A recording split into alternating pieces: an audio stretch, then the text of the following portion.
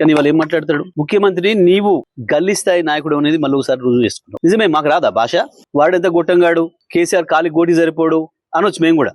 మేము అనడం లేదు. నువ్వు ఎవరు కూడా అనొచ్చు, మేము అనడం లేదు. మాకు విజ్ఞత ఉంది. నీకు కేవలం అది ఒక్క భాష వచ్చు కావచ్చు, మాకు అన్ని భాషలు వచ్చు, అన్ని పద్ధతుల్లో మాట్లాడవచ్చు, విజ్ఞతతో మాట్లాడవచ్చు. ఒకవేళ నువ్వు దాంట్లోనే పోటీ పెట్టుకుందాం అనుకుంటే అది కూడా మాట్లాడవచ్చు. ఎందుకు వస్తుంది? రండలు మాట్లాడే భాష అది. ఇతరులు చావు కోరుకోవడం అనేది రండగాలు చేసే పని, కొట్టాడేటోడు చేసే పని కాదు. ఒకటి దంతుంటే ఇంకోడు కింద పడి బొర్రేటోడు మాట్లాడే మాటలు, శాపనార్థాలు పెట్టే మాటలు. నీ పెద్దనని ముట్టుకోలేదే కేసీఆర్? నీది కంపు నోరని తెలుసు, నీది మురికాలో కంటే అధ్వానమైన నోరని సంగతి కూడా తెలుసు. నువ్వు కేసీఆర్ స్థాయి కాదు, ఆ విషయం మొదలు గుర్తుపెట్టుకోను. ఏదో తంతే పొరపడ్డాడన్న సామెతతోని అది నిజమైన పద్ధతుల్లో వచ్చి కాసేపటికి పదవిలో పడుండొచ్చు నువ్వు, కానీ నీది ఆ స్థాయి కాదని మరోసారి నిరూపించుకున్నావు. ముఖ్యమంత్రి స్థానాన్ని దిగదార్చే పద్ధతుల్లో ఎక్కడ మాట్లాడింది? ఎవడన్నా ఎన్నికైనా కొత్త సర్పంచ్లకు చెప్తే కదా, నువ్వు డెడికేటెడ్ గా పనిచేయండి, అందరు కలుపుకొని పనిచేయండి, ప్రజలు మీకు ఇచ్చిన బాధ్యతలను పూర్తిగా నెరవేర్చండి, మీ విజయం సాధించండి అని చెప్పొస్తారు ఎవరైనా. నీ చెత్తవాగుడుతోని వచ్చిన వాళ్ళ బ్రెయిన్ జడగొట్టి ఏం సమాచారం తీసుకుపోయారు? వాళ్ళు ఏం మోసుకపోయారు? నీ దగ్గర నుంచి మెసేజ్ ఇట్లా బూతులు మాట్లాడాలి కావచ్చు మేమని మోసుకపోయారు. ముఖ్యమంత్రి అంటూ మాట్లాడేటప్పుడు సోయిండాలి కదా. ఒకటి మాత్రం వాస్తవం రేవంత్, కేసీఆర్ ఏదో ఈ రాయి కట్టుకొని అండ్లబడి సావు, ఆ రాయి కట్టుకొని నిలబడి సావు అని మాట్లాడుతున్నావు కదా. ఒక్కటి వాస్తవం నేను చెప్తున్నా, సాధారణ ఎన్నికలు వచ్చిన మరుక్షణమే